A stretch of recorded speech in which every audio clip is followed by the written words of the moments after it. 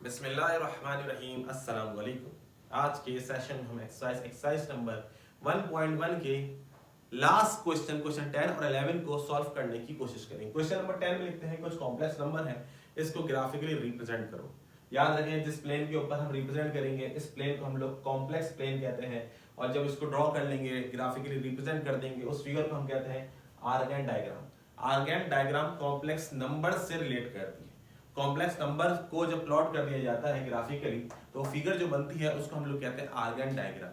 याद रखिएगा argon diagram वो डायग्राम है जो कॉम्प्लेक्स नंबर से रिलेट करेगी, बिलोंग्स करेगी।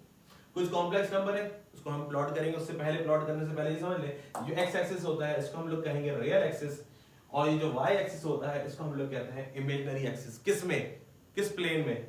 कॉम्प्लेक्स प्लेन की बात हो रही है। क्यों कॉम्प्लेक्स प्लेन? इसलिए क्योंकि यहाँ पे आज जितने भी नंबर हम प्लॉट करेंगे सारे के सारे कॉम्प्लेक्स नंबर होंगे। क्लियर?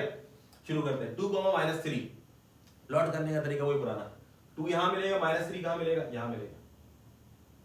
ये आगे 2, -3। ये तकरीबन 6 पार्ट्स हैं, मैंने सबके लिए अलग अलग नहीं बनाया, एक ही ग्राफ बनाया। इसी के ऊपर इंशाल्लाह तमाम पार्ट्स को मैं सॉल्व करके आपको बता दूंगा। आप चाहें तो उसको अलग अलग सॉल्व कर सकते हैं। 3, 4 एक्स पे 3 है ना, y पे 4 इसके सामने आ जाएगी, ये y के सामने, ये 3, 4। ये क्या है? ये कॉम्प्लेक्स नंबर। इसको हम ऐसे लिख सकते हैं 3, 4 की फॉर्म में, या इसको हम ऐसे भी लिख सकते हैं 3 + 4 आयोटा की फॉर्म में। एक ही तो बात है। इसको हमने प्लॉट कर दिया इस ग्राफ के ऊपर ग्राफिकली। नेक्स्ट -5, 7 -5 यहां मिलेगा, 7 कहां मिलेगा? ऊपर आ जाइए, इस पॉइंट के ऊपर मिलेगा -5, 7। डॉटेड लाइन इमेजिनरी लाइन से समझाने के लिए लगाइए। -6, -2 -6 कहां मिल रहा है? -6 यहां मिलेगा और y एक्सिस के ऊपर -2 यहां मिलेगा, तो ये हो गया हमारे पास -6, -2। अच्छा, अगर ये ग्राफ प्लॉट करना आपको नहीं आता तो मैं डिस्क्रिप्शन में लिंक दे दूंगा जहां पे मैंने बहुत ज्यादा तफसील से पढ़ाया, क्योंकि ये फर्स्ट ईयर है। मुझे लगता है कि बच्चा जो है वो मैट्रिक क्लास में ग्राफ को प्लॉट करना सीख गया है, तो इसलिए मैं जरा जल्दी जो है वो इस तरीके से बना रहा हूँ। नहीं आता मैं डिस्क्रिप्शन में लिंक दे दूंगा, आप बेहतर अंदाज में देख लीजिएगा। 0, 6 x पे 0 यहां मिलेगा, y पे 6 यहां मिलेगा, ये आ गया 0, 6। -5, 0 -5 यहां मिलेगा और 0 भी इसी जगह पर मिलेगा, तो ये आ गया -5, 0। आगे बात समझ में? तो बस इसको हमने कॉम्प्लेक्स नंबर को प्लॉट करना है, जो हमने प्लॉट करके आपको दिखा दिया। अच्छा, अब यहां पर एक कॉन्सेप्ट और है जो कि है तो नेक्स्ट क्वेश्चन का, length of vector. Length of vector दरअसल किसको कहा जाता है? जैसे मिसाल के तौर पे ये ओरिजिन है,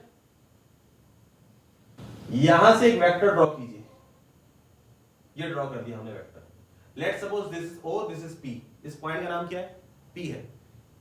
लेंथ ऑफ वेक्टर का मतलब ये है आपने इस वेक्टर की लंबाई मालूम करनी है। सवाल तो अगला सवाल क्वेश्चन नंबर 11, लेकिन इसमें कहा यही गया है कि लेंथ ऑफ वेक्टर बताओ। तो लेंथ ऑफ वेक्टर होता क्या है जब भी तो बताएंगे। तो जनाब मतलब ये लेंथ मालूम करनी है। यहां मैं आपसे अर्ज करता चलूं, अगेन ये कोई नया टॉपिक नहीं है जनाब मोहतरम, ये आप पीछे मालूम करके आए। क्या मतलब है? ये लेंथ ऑफ वेक्टर से क्या मतलब है जनाब मोहतरम? ये मतलब ये है कि आपने इसका मॉडुलस मालूम करना है। यहां से क्या प्लॉट कर रहा हमने? 3, ये आ गया 3, ये आ गया a, या जिसको हम x भी कह सकते हैं। भाई इस तरीके से लिखते हैं ना, a, b की फॉर्म में लिखो या x, y की फॉर्म में लिखो, दोनों का मतलब एक ही है। ये आ गया हमारे पास यहां तक, a समझ ले, x समझ ले, ये आ गया। ये a आ जाएगा हमारे पास, ये b आ जाएगा। a और b से क्या मुराद है? a और b से मुराद ये है कि मिसाल के तौर पे 3, 4, या इसको यूं लिख दो 3 + 4 आयोटा, तो ये रियल पार्ट आ गया 3, और ये इमेजिनरी आ गया b, ये 4 और ये a आ गया 3 के बराबर। मॉडुलस क्या मालूम करता था? मॉडुलस मैंने आपको पहले ही बताया था कि मॉडुलस किस चीज का नाम है? मॉडुलस दरअसल डिस्टेंस का नाम है।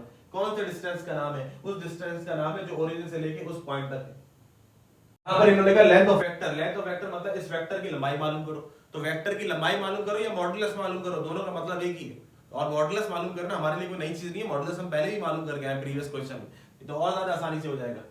Question number 11, length of vector मालूम करो। एक वेक्टर दिया हुआ नहीं है किसी नाम से, हमने सपोज कर लिया उस वेक्टर का नाम है z, वेक्टर का नाम z है। लेंथ ऑफ वेक्टर, इस वेक्टर की लंबाई मालूम करो। z इज इक्वल टू -5 + 2 आएगा, तरीकेकार वही पुराना, -5 का स्क्वायर + 2 का square, 25 + 4 which is equal to 29। 29 क्या चीज है? लेंथ है, किसकी? वेक्टर की। वेक्टर से मुराद ये जो आप मॉडुलस मालूम क्या करते हैं, ये उसी की बात हो रही है। नेक्स्ट 7/3 का स्क्वायर + 8/3 का स्क्वायर, 7/3 का स्क्वायर 49/9, 8/3 का स्क्वायर 64/9। अब ये प्लस माइनस करना, एलसीएम लेना, रूट लेना, ये आपका काम है, आपका आना चाहिए। इन सबको प्लस करेंगे तो आंसर आएगा √1/113/9। 113 का रूट नहीं मालूम, 9 का रूट मालूम है, तो 9 का रूट क्या होता है? पार्ट 3 1 + i/2, इसको तोड़ दीजिए, ब्रेक कर दीजिए। इसका जो एलसीएम है डिनोमिनेटर में जो लिखा हुआ है इसको ब्रेक करके लिखते हैं।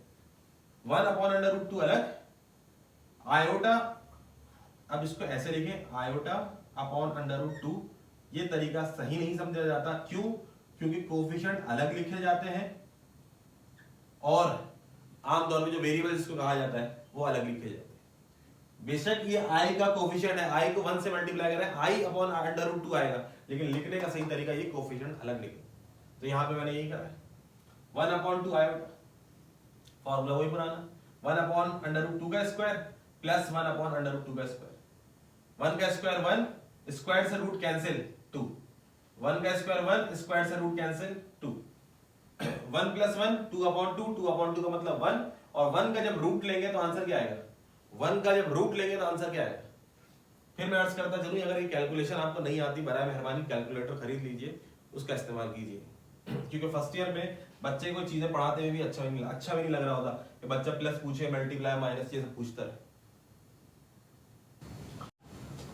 1 + √3 i/2, जो एलसीएम इसको ब्रेक कर ले, 1/2 आ जाएगा, √3/2 आ जाएगा। क्लियर?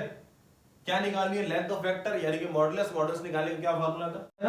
a² + b², 1/2 का स्क्वायर, b कितना है? √3/2 का स्क्वायर, 1 का स्क्वायर 1, 2 का स्क्वायर 4, स्क्वायर से रूट कैंसिल 3, और 2 का स्क्वायर 4, 1 + 3 4, 4/4 1, 1 का रूट 1।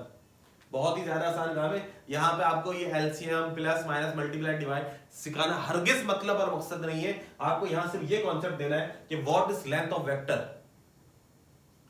अगर आप यहां बैठ के मुझसे ये सीख रहे हैं कि 1 + 2 + 3/2 क्या होता है, तो माजरत के साथ आप अपना और मेरा टाइम, दोनों का टाइम जाया कर रहे हैं।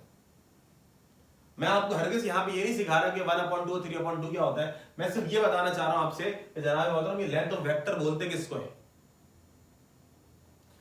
अगर लेंथ ऑफ वेक्टर का कॉन्सेप्ट क्लियर है तो फिर तो आप इसको देखें बहुत अच्छे तरीके से। ये होता है लेंथ ऑफ वेक्टर, ऐसे निकालते हैं लेंथ ऑफ वेक्टर। लेकिन आपसे ये देख रहे हैं कि अच्छा ये रखा तो ये आया, और ये पुट करा तो ये आया, इसका स्क्वायर करेंगे तो ये आएगा, इसका रूट ले, बेकार है। ये कोई 6, 7, 8 क्लास थोड़ी कि मैं आपको सिंप्लीफिकेशन करना सिखाऊं। यहां पर हमारी एक्सरसाइज नंबर 1.1 अपने तमाम क्वेश्चन के साथ मुकम्मल हुई। आज के सेशन में इतना ही। इंशाल्लाह नेक्स्ट सेशन में नेक्स्ट एक्सरसाइज के साथ जल्द आपके सामने हाजिर होंगे। अपना बहुत सा ख्याल रखिएगा। अल्लाह हाफिज।